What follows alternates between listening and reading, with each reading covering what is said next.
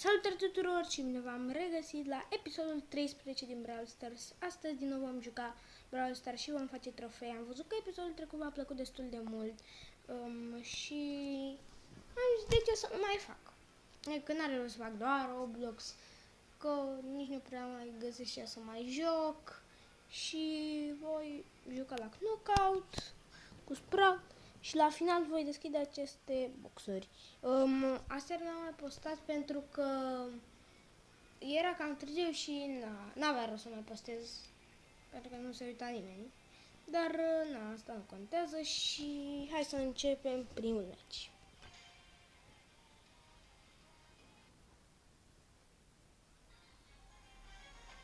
Ok, că am intrat în primul meci. Avem aici un Edgar și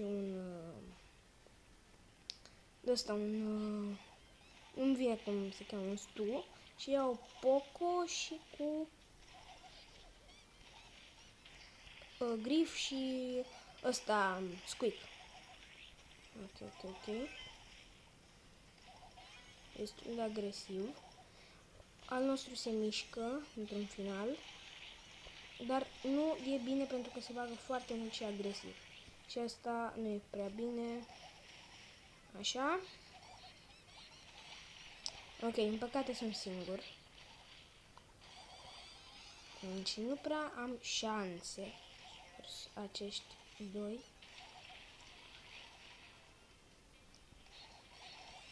Ok.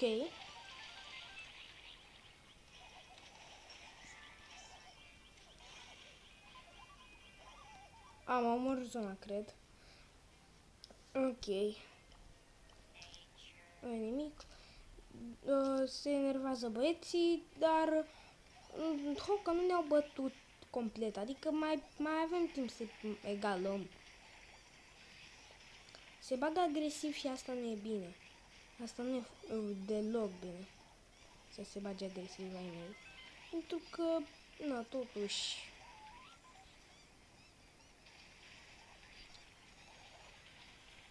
Nu.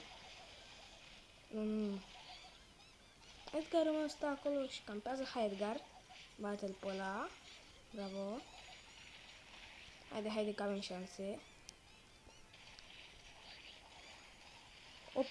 S-a băgat foarte agresiv și am câștigat. Și mai avem încă un meci, un punct de câștigat. Și nu știu, să vedem, decisiva. Cine va câștiga oare? Da, din păcate, Stuul nostru a murit deja. S-a băgat pe acel Squeak. A făcut alegerea corectă. Era un pic logic că o să-l bate, pentru că până explodau bombele și n-avea cum să dea atât de mult damage, adică dacă îl dea cu toate 3 hiturile, lăsa un 80 HP și tot scăpa. Nu. Ok. Hai să trecem și la cel de-al doilea meci.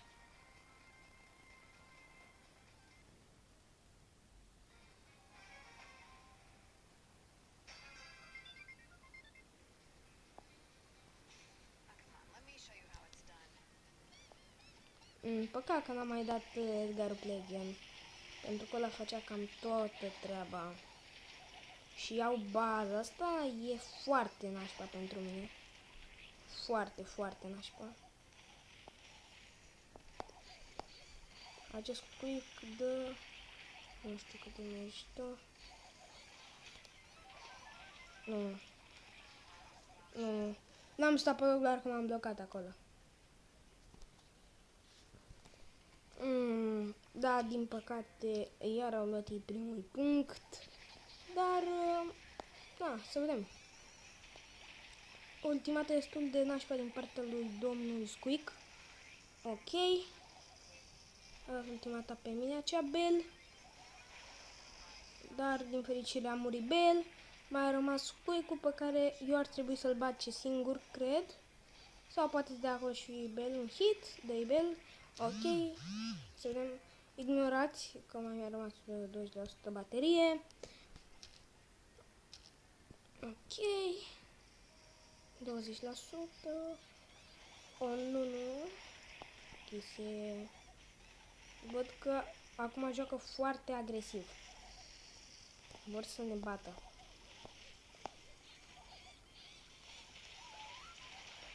Da.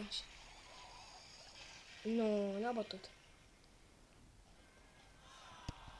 Nu e nimic. Asta este. Tot cu Sprout jucăm și hai să trecem și la cel de-al treilea meci. O să meargă un pic în lag, cred. Scuzați-mă dacă o să meargă un pic în lag. Dar nu am ce să fac. Ok, hai să vedem. O, Piper. O, dar noi avem Bell. Wow, Dynamite. Destul de nașpa pentru mine. Acea Piper. Nu. Ok. Daryl e singurul care poate să facă ceva și n-a făcut nimica. Nu știu de ce și-ar fi dat acolo acea ultimata atât de prost, adică s-a băgat cu ultimata în Piper care avea ultimata. Și-a dat superul în Piper. Și avea ultimata și era și Bo, deci era logic. Nu prea face nimica acel băiat. A rămas doar eu singur. Ok, hai că da. M-a bătut. Asta este, nu am ce să fac, adică un Sprout versus 3 oameni. Nu prea ai ce să faci. Hai să trecem și de la al patrulea meci sau al cincilea. Nu mai țin minte. Chiar nu mai țin minte. Ok, avem Byron și cu Ember. Destul de bine pentru noi, dar și ei au Ember. Dar ei au și Nani. Da, avem șanse. Dă-i Byron. Dă-i heal lui Ember. Și mie. Așa.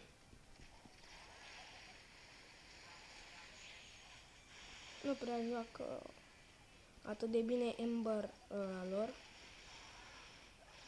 Dar uite că ne-a bătut topa noastră. Ok, ăla va muri. Ăla va muri și el, cred, imediat. Dacă mai prinde acolo Byron un hit. L-am bătut eu acum. Mă întreb un pic de heal. A murit de la Poison. Și primul punct îl avem noi. Dă-i și ei. Acolo niște heal. Ok, bine, totul e bine. Da, și la challenge am uitat să zic că mi s-a închis filmarea și oricum n-am câștigat challenge-ul, așa că n-are rost. Ok, hai să trecem și la următorul meci. Nu mai zic numărul că am uitat.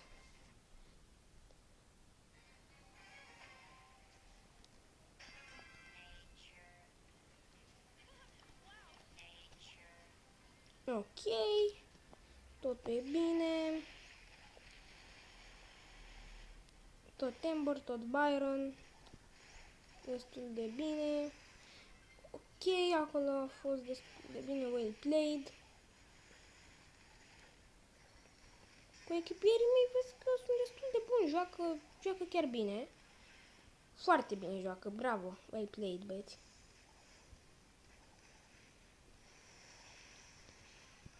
Mamă. Nici nu prea am eu ce să fac. Vă dați și voi seama.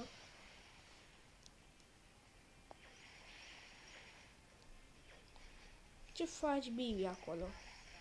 Nu? Cred că e ultima ta. Ok. Cred că a vrut doar să mă sperie. Da, n-aș pe ultima ta ei. N-a murit, din păcate, Byronul, care ne dădea heal. Dar încă mai am pe Ember, care dă acolo un Lush în Bibi. Ok, bine, bine. Bibi. Am mai prins acolo un hit. Încă un hit. Și... Haide, hai. Bravo. Bravo, Ember. Ok. Și hai să trecem la penultimul meci.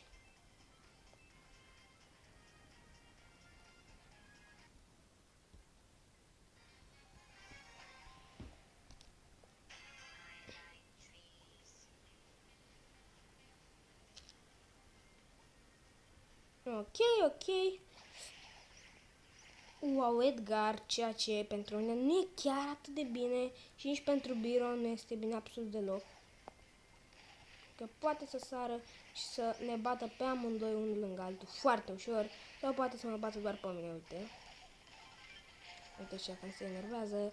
Dar eu am pus aici ultimata și am reușit să-l bat.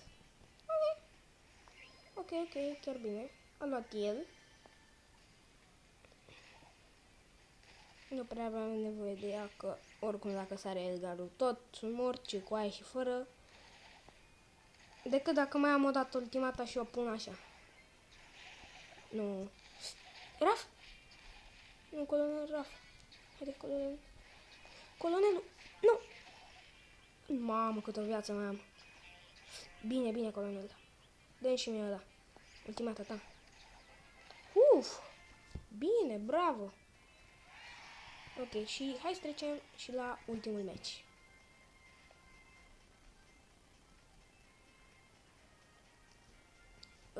Rafule, faci tu ceva. Deci tu exit sau play again. Ok. N-a dat nimic, aștepta să se ducă timerul. Na, ok. Am intrat și noi aici în ultimul meci. Totul e bine, o avem pe Piper. Byronul pe care l-am mai avut. Nu e rău. Din păcate i-a prins lui Byron acolo acele hituri și asta nu a fost prea bine.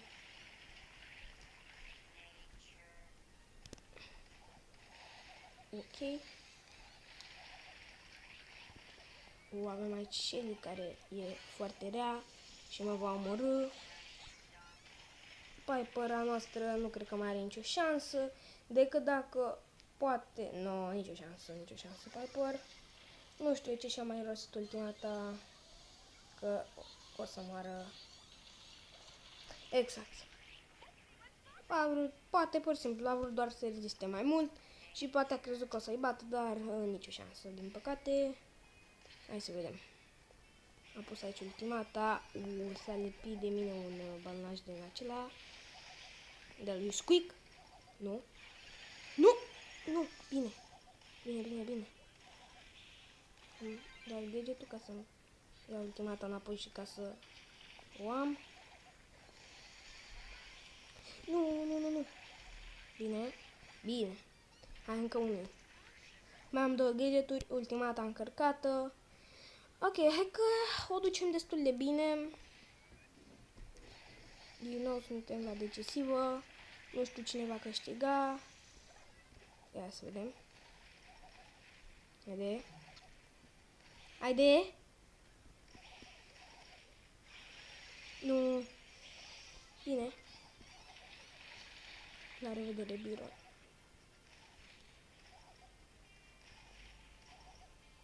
S-a sacrificat pentru mine. Pleacă Shelly. Are gadgetul, știu că l-are, că am văzut că a dat pe mine.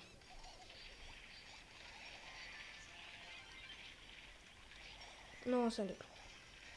Asta este. Totuși am câștigat mai multe meciuri decât am pierdut și totul e bine. Hai să deschidem aici aceste boxuri. Ok. Hai să vedem. Le deschidem rapid. Nimica.